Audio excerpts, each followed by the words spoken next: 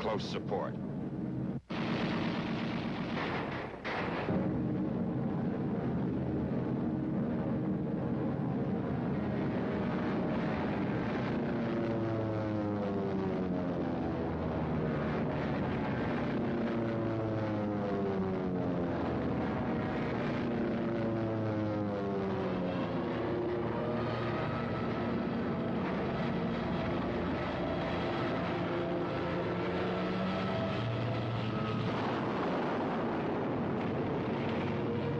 Scorching the place with napalm, while all the time the artillery softens up the survivors, if any.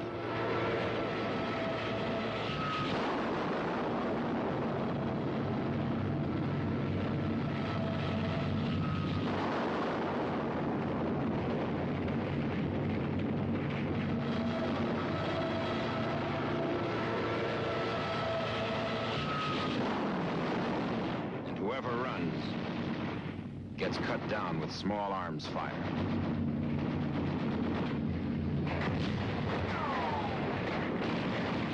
Then we move in on foot.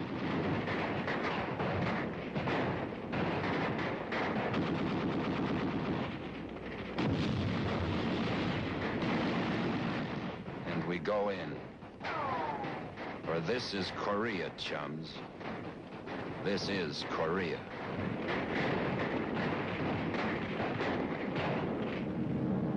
Planes in close support.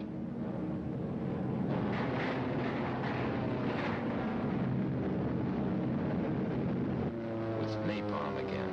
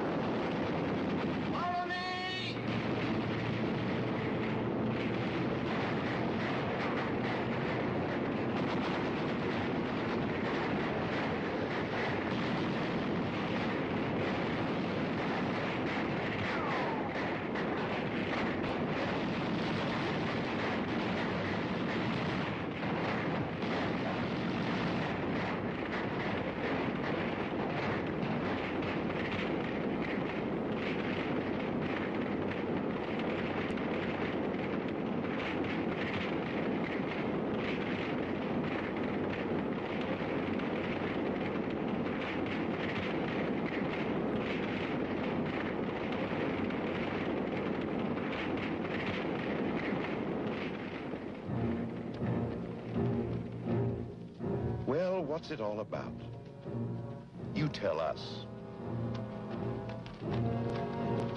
Ask any of these guys what they're fighting for, and they can't put it into words.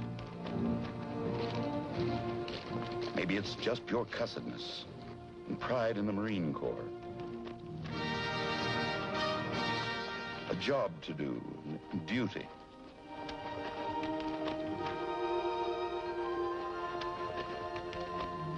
And wounds don't count.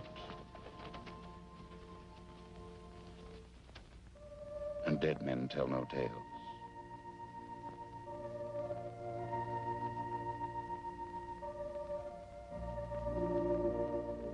Thy kingdom come, thy will be done.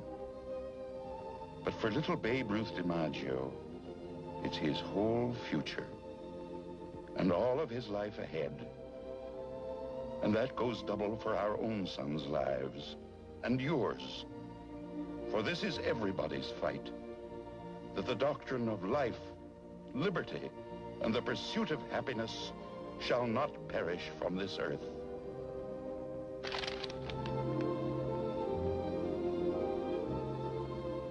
Remember us. And remember us. And good luck.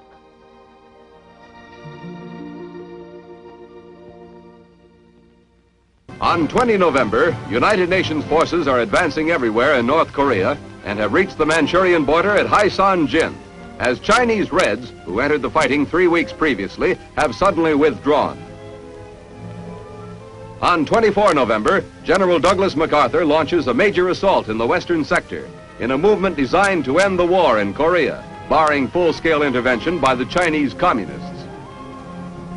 By 28 November, the Chinese Communists have again entered the fighting in far greater force than they did a month previously.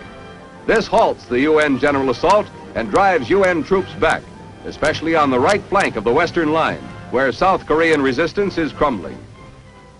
By 4 December, Chinese Communists have driven a wedge between the U.S. 8th Army in the west and the 10th Corps in the east, with the 8th Army retreating toward Pyongyang and part of the 10th Corps fighting its way out of a trap near the Changjin Reservoir.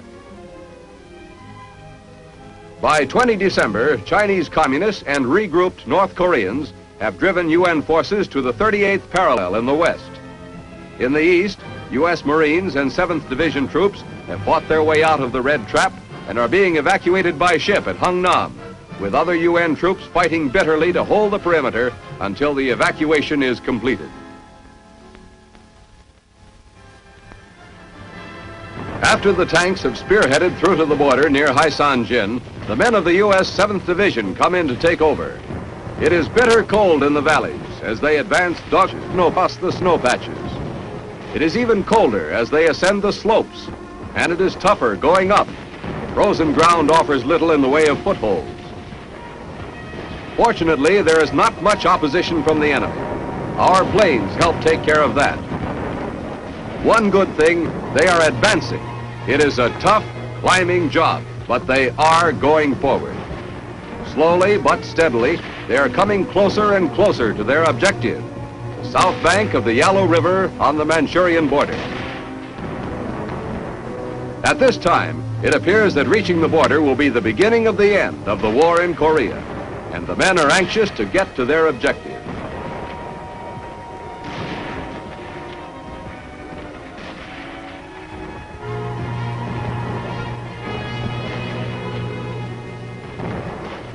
Finally, they see it stretching out in front of them, the Yalu River, frozen over completely, and the Korean town of Haisanjin, nestling in the snow-patched valley.